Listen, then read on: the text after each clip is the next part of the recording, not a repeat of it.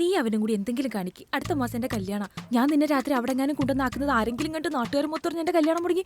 വളരെ കഷ്ടപ്പെട്ടുണ്ടാക്കിയ കല്യാണം മോളെ. എനിക്കൊന്നും പറ്റില്ല മുടക്കാൻ. ഇങ്ങനെ നെഗറ്റീവ് അടിക്കല്ലേ, ഇതൊക്കെ ത്രില്ലല്ലേ. പിന്നെ പാതിരാത്രി ചെക്കൻ്റെ വീട്ടിൽ മതിലും ചാടി പോകുന്നതല്ലേ ത്രില്ല്. നിന്റെ എൻഗേജ്മെന്റ് മുന്നേ ഞാനേ ഉണ്ടായിരുന്നുള്ളൂ കേട്ടാ. അത് ഓർത്താ നല്ലത്. അത് ഓർത്തിട്ടാ ഞാനിപ്പോ ഇവിടെ ഒന്നിങ്ങനെ ഇരിക്കുന്നത്.